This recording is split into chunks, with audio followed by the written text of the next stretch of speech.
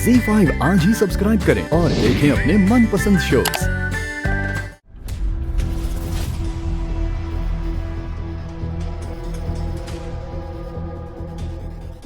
क्या कहा आपने रोहित को? मेरा आशिक था, जिसके साथ रात गुजारने के लिए होटल का कमरा बुक करना पड़े, उसे आशिक ही कहते हैं।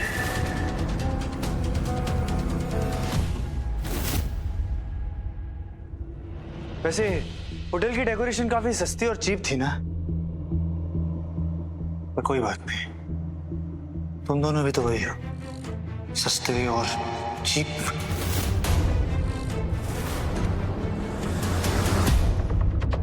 तुम्हें भले ही रिपोर्टिंग में कोई अवार्ड मिला हो या ना, पर बेशर्मी के लिए तुम्हें एक अवार्ड मिलना चाहिए,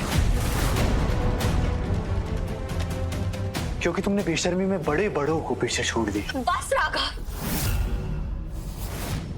कहने को मैं भी इस समय बहुत कुछ कह सकती हूँ, लेकिन अपने गुस्से के आगे आपको कुछ समझ ही का आता है तो क्या फर्क पड़ता है? आप तो वही करते हैं ना, छोटी सी बात को इतना बड़ा बना देते हैं और फिर गुस्से में पहले से भी ज्यादा इंसल्ट करते हैं मेरी। वैसे भी सफाई तो उन रिश्तों में दी जाती है जहाँ रिस्पेक्ट हो, भरोसा हो, पर हमारा तो वैसा रिश्ता कभी बन ही नहीं पाया। फिर चाहे मैंने कितनी भी कोशिश क्यों ना की हो। कोशिश मैंने भी की थी, और तुमने क्या किया? अपने इस आशिक को मेरे पीठ पीछे होटल रूम में बुला लिया। कुछ भी बोलने से पहले एक बार जान तो लेना चाहिए कि आपने जो देखा सच था या गलतफहमी। गलतफहमी नहीं, वो सच था। चलिए मान ली आपकी बात कि रोहित को मैंने बुलाया था, तो मैं बुआ जी से क्यों कहूंगी कि आपको भी सेम होटल सेम रूम में भेजे? मेरा सीक्रेट अफेयर मुझे जिस इंसान से छुपाना चाहिए, मैं उसी के सामने ये सब क्यों दिखाऊंगी? झूठ, एक और झूठ, क्योंकि बुआ जी की फ्रेंड्स वहां कीर्तन कर रही थी। बुआ जी ने वो बहाना बनाया था राघव, ताकि मेरा सरप्राइज ना खराब हो। इतना बड़ा बिजनेस चलाते हैं, खुद ही सोचिए ना, बुआ जी के फ्रेंड्स जो इतने बड़े घर से आते हैं, जो इतने अमीर हैं, वो 5 स्टार होटल ना जाते हुए एक छोटे से मूनशाइन होटल में कीर्तन क्यों करेंगे? लगता है सारा बना बनाया खेल चौपट हो जाएगा। बुआ जी और मैंने तय किया था कि वो आपको होटल भेजेगी और आपको असली वजह नहीं बताएगी। बुआ जी आप बताइए ना राघव को, हमने तय किया था ना कि आप राघव को वहां भेजेंगी। इनके आंखों पे जो नफरत और शक की पट्टी है, प्लीज उसे हटाइए, प्लीज बताइए इन्हें। बुआ जी क्या सच बोल रही है? सच कह रही, बिल्कुल सच कह रही। तुम्हारे लिए प्लान बना रही थी, मैंने कहा मैं मदद करूंगी। एक मिनट मम्मी जी, हम मुद्दे से भटक रहे हैं। और राघव ब्रो, इससे पहले कि सारे मामले में आप खुद को विलन समझने लगे, ये समझना भी जरूरी है कि जो आपने उस होटल रूम में देखा वो सच था। अगर रीत ने रोहित को वहां नहीं बुलाया तो रोहित उस होटल रूम में पहुंचा कैसे?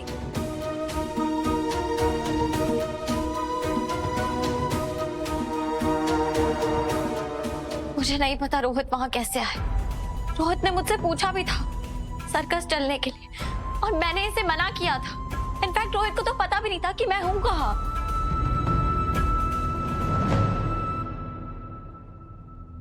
रीत ने मुझे वहां नहीं बुलाया था। देखिए रीत जी यहाँ किसी काम से आई थी मूनशाइन होटल में, पर अचानक से बेहोश हो गई है। मुझे मैनेजर का कॉल आया था कि रीत की तबीयत ठीक नहीं है और वो होटल रूम में बेहोश हो गई है। क्या? ये सुनकर के मैं उस होटल चला गया।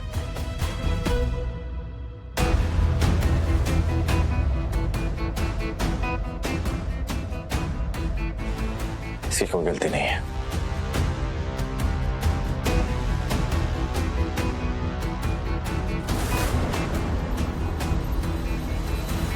नहीं सुननी मुझे किसी की कहानी, ये किसी घटिया कहानी का घटिया चैप्टर लग रहा है मुझे।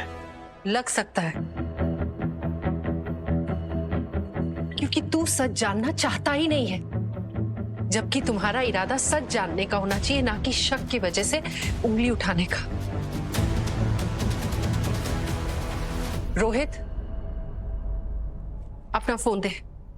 वो नंबर तो होगा ना जहां से कॉल आया था? लगा।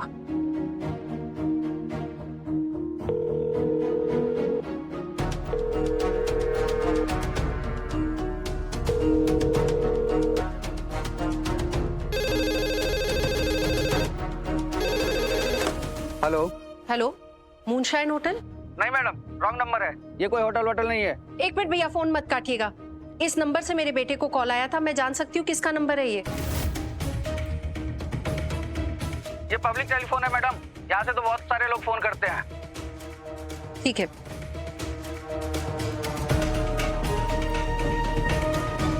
किसी को लगे या ना लगे, लेकिन अब मुझे साफ साफ पता चल रहा है कि ये किसी की साजिश है।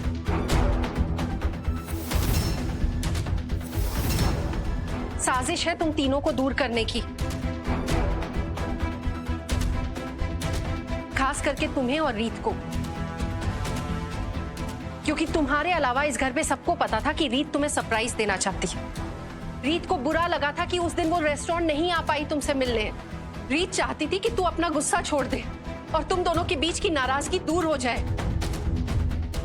उसके मन में कोई खोट नहीं था।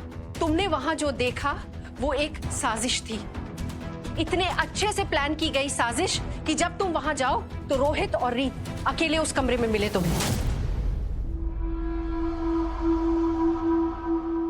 लेकिन माँ, ऐसा कौन कर सकता है और क्यों?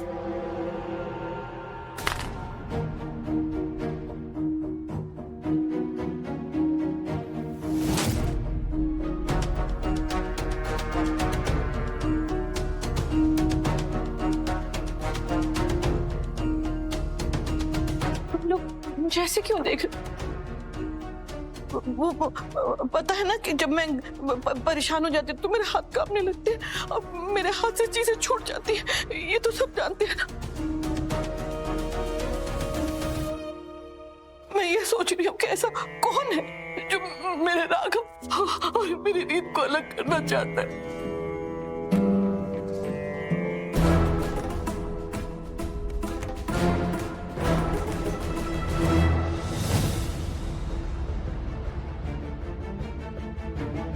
ये सवाल ही गलत है बुआ जी। कोई आपका रिश्ता तभी तोड़ सकता है जब वो रिश्ता कमजोर हो, क्योंकि जो रिश्ते मजबूत होते हैं वो बिना कहे ही महसूस हो जाते हैं। और मुझे तो लगता है कि राघव और मेरे बीच में कोई रिश्ता ही नहीं है। सबसे बड़ी बात, राघव को मुझ पे भरोसा ही नहीं है। इसलिए आज सब अगर ठीक भी हो जाए ना, तो कल कोई और बात पे मुझ पे सवाल खड़े हो जाएंगे। लेकिन ये तमाशा कभी खत्म नहीं होगा। हमारा रिश्ता टूटे या ना टूटे, पर मुझे ये पैटर्न तोड़ना पड़ेगा। इसलिए कहते हैं ना कि जब रिश्तों की मंजिल नहीं होती तो उन्हें बीच मोड़ पे छोड़ देना ही अच्छा होता है।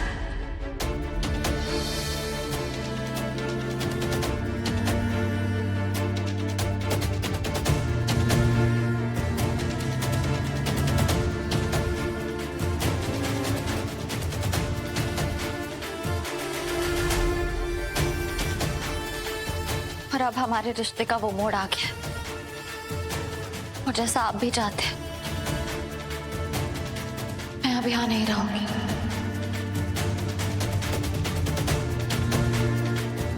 मैं ये घर छोड़ के जा रही हूँ।